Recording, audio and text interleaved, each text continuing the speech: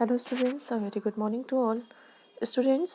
हम लोग इस चैप्टर में पढ़ने जा रहे हैं water resources, means chapter number 17, class 8 geography. Introduction. इस चैप्टर में हम लोग पढ़ेंगे कि किस टाइप से जो रिसोर्सेज होते हैं, स्पेशली वाटर रिसोर्सेज, किस टाइप से हमारे देश की उन्नति के लिए सहायक हैं और किस टाइप से ये हमारे लिए उपयोगी हैं। हम इसके बारे में पढ़ेंगे। तो water, its importance, scarcity and conservation. जिस तरह से ज़मीन हमारे लिए बहुत ज़्यादा उपयोगी है, उस तरह से हमारे लिए पानी भी बहुत ही इम्पॉर्टेंट रिसोर्स है। It is quite important for the survival of all forms of life on this अर्थ। बिना पानी के आप सोच सकते हैं कि बिना पानी के हमारा जीवन कैसा होगा। बिना पानी के क्या हम में से कोई भी सर्वाइव कर सकता है? नहीं। So, it is quite important for the survival of all forms of life on this earth. There is no denying the fact that a greater part of our earth is covered by oceans. हमारी जो पृथ्वी है वो कितने percent हमारी पृथ्वी में पानी है? 71%। And land कितनी है? 29%। तो अब हम अगर देखें, but ocean water is salty and we can not use it. है तो इतना सारा पानी, लेकिन हम लोग सारे पानी को यूज़ नहीं कर सकते क्योंकि जो ओशन के वाटर होते हैं वो सॉल्टी हैं और हम लोग उसको यूज़ नहीं कर सकते। ना ही ड्रिंकिंग के लिए यूज़ करते हैं, ना ही इरिगेशन के लिए यूज़ कर सकते हैं। इस प्रकार हम ये कह सकते हैं कि we depend upon fresh water which is limited in supply. और हम लोग फ्रेश वाटर पे डिपेंड होते हैं जिसकी बहुत ही लिमिटेड सप्लाई होती है, which we require for our domestic agriculture and industrial uses. As this water is quite limited, so we must be very careful while using it. जब हम लोग पानी को यूज़ कर रहे होते हैं तो हम लोग बहुत ही लापरवाही के साथ यूज़ कर रहे होते हैं। तो हम लोगों को इस चीज़ पे अपनी रोक लगानी होगी कि हम लोग पानी को थोड़ा सा भी फालतू खर्च ना करें। जितना हो सके हम पानी को बचाएं। Water is useful to us in many ways. कई तरीके से पानी हमारे लिए बहुत उपयोगी है। फर्स्ट है इसमें water is quite necessary to quench the thirst of man, birds and bees. जाहिर सी बात है, प्यास बुझाने के काम में क्या आता है? पानी आता है ना।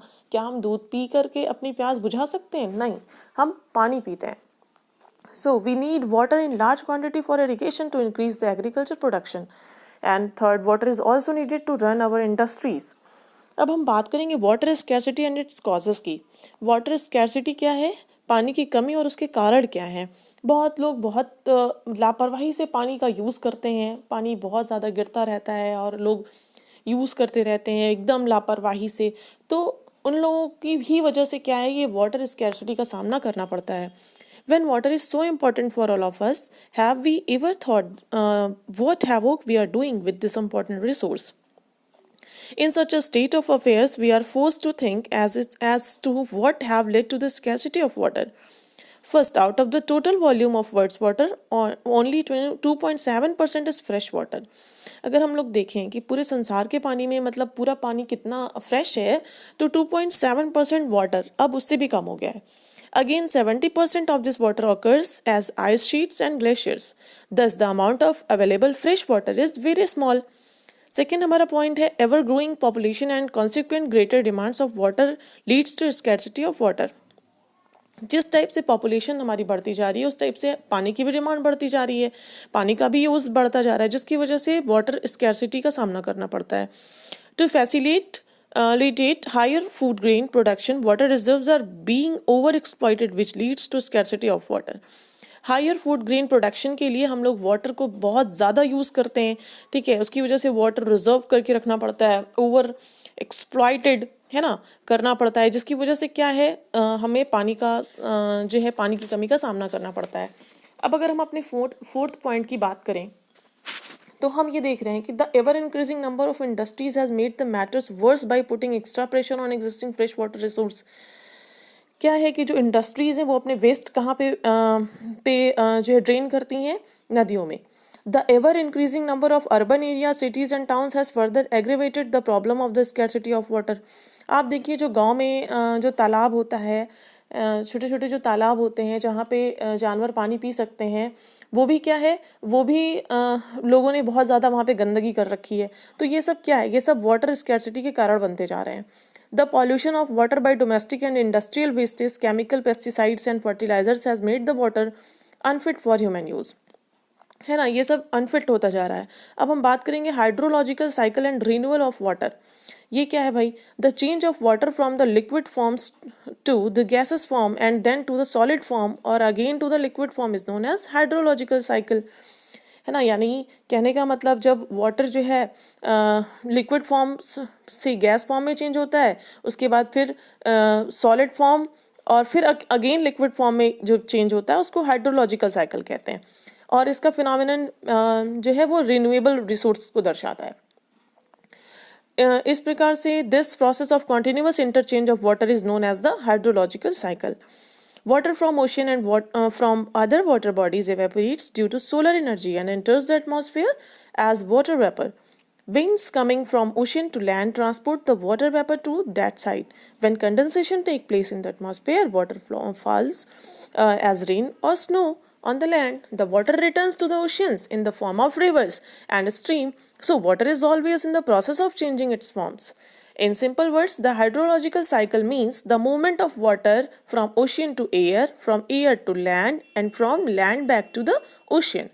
इस प्रकार से ये जो हाइड्रोलॉजिकल साइकिल है ये क्या है? ये रिन्यूएबल रिसोर्स है। Clear?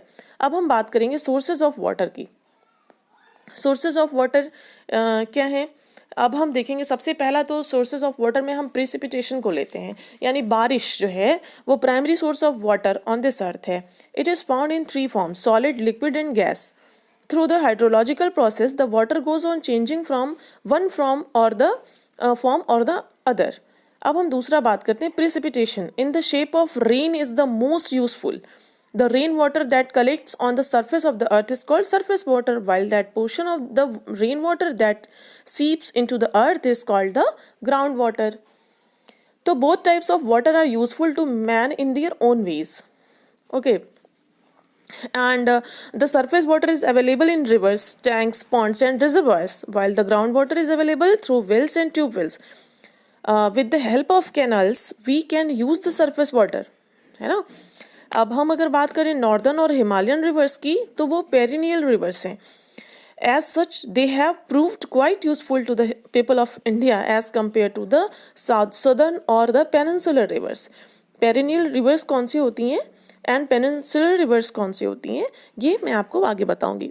A comparison between these northern and southern reverse would be quite useful. इस प्रकार से ये जो जितनी भी नदियां हैं, चाहे नॉर्दर्न हो चाहे सदर्न हो, ये हमारे लिए, हम मैंस के लिए, हम जो है लिविंग थिंग्स के लिए ज़्यादा उपयोगी हैं। क्लियर? अब हम लोग नेक्स्ट वीडियो में बात करेंगे need for conservation and management of water resources की। Okay, so this is all about this lecture. Thank you, have a nice day. If you have any doubt, any confusion, you can ask frankly.